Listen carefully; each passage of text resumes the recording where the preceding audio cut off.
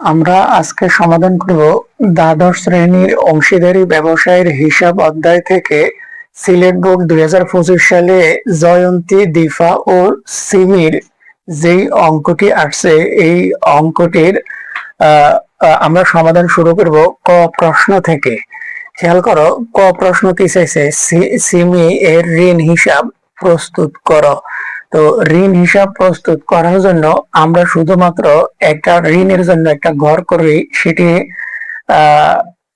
খতিয়ানের টি ছকের তারিখ বিবরণ খতিয়ান পৃষ্ঠা টাকার ঘর, আবার ঠিক একইভাবে তারিখ বিবরণ খতিয়ান পৃষ্ঠা টাকার ঘর। তো আমরা ঋণ হিসাব করার জন্য প্রশ্ন থেকে শুধুমাত্র ঋণ সংক্রান্ত যে তথ্যগুলো আছে আমরা এই ঋণ সংক্রান্ত তথ্যগুলো পড়বো, বাকি যখন আমরা খ বা গ করব তখন পুরো প্রশ্নটি আমরা পড়বো। তো প্রথমে খেয়াল করো ঋণ সম্পর্কে কি বলা আছে। দেখো, সিমি বছরের মাঝামাঝি 20,000 টাকা ঋণ প্রদান করেন।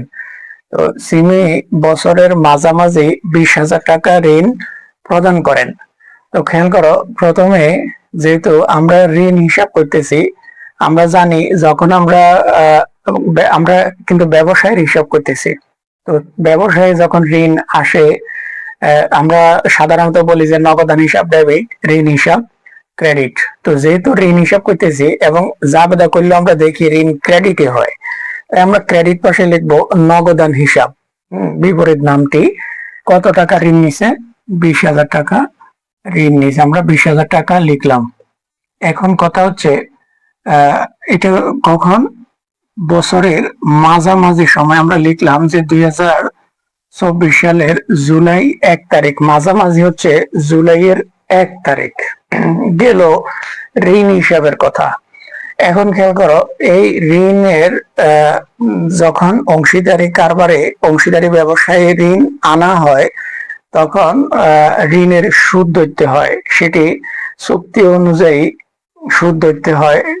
খেয়াল করো, আমরা ঋণের সুদটা যদি একটু কিভাবে বাইর করে দেখো, ঋণের সুদ খেয়াল করো, এখানে ঋণ কত টাকা, 20,000 টাকা, ঋণ হচ্ছে তোমার 20,000 টাকা। যদি প্রশ্নে কোনো ঋণের কোনো সুদের হার বলা না থাকে আমরা 6% সুদ ধরবো সবসময়। হ্যাঁ, আর ঋণটা কখন আনা হয়েছে, ঋণটা বছরের মাঝামাঝি সময়ে, মাঝামাঝি সময় মানে 6 মাস, আর 6 মাস মানে হচ্ছে গুণ 6 ভাগ 12, অর্থাৎ 12 মাসের মধ্যে 6 মাস। তাহলে খেয়াল করো, এই 20,000 টাকার 6% হচ্ছে 6 দুগুণে 1200 টাকা। এই 1200 টাকা হচ্ছে পুরো বছরের জন্য, আর ঠিক 6 মাসের জন্য তার অর্ধেক হয়, অর্থাৎ 600 টাকা হয়। তাহলে আমরা দেখলাম ঋণের সুদ হয় 600 টাকা, ঋণের সুদ হিসাব 600 টাকা। এখন খেয়াল করো, যদি আমাদের যে দুইটা ফাঁস আছে, টাকার দুই পাশে দুইটা টাকার ঘর আছে, আমরা ডান পাশে টাকা দেখি যে ডান পাশের ঘরটি বড়, অর্থাৎ 20,000 আর হচ্ছে 600 টাকা। আমরা যদি যোগ করি আমরা পাবো কত, 20,600 টাকা। এই 20,600 টাকা আমরা বাম পাশেও লিখছি যে 20,600 টাকা, কিন্তু বাম পাশের ঘরে টাকার ঘরে কোনো টাকাই নেই।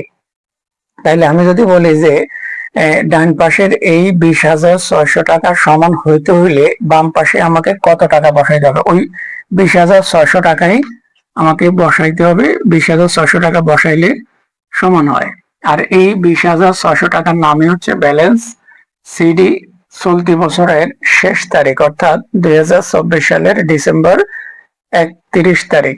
ঠিক এই সিডিটা বাম পাশে হয়েছে, এই সিডিটা যখন আমরা ডান পাশে নিচে লিখবো, অর্থাৎ এই টাকাটাই 20,600 টাকা, তখন এটির নাম আমরা লিখবো ব্যালেন্স বিডি, আর তারিখ হবে এর ব্যালেন্স সিডি এর পরের দিন। তার মানে হচ্ছে কি 2024 সালের 31 ডিসেম্বর, এর পরের দিন হচ্ছে 2025 সালের জানুয়ারি 1 তারিখ, ব্যালেন্স বিডি 20,600 টাকা। তাহলে এই হইল সিমির ঋণ হিসাব, অর্থাৎ ক প্রশ্নের উত্তর।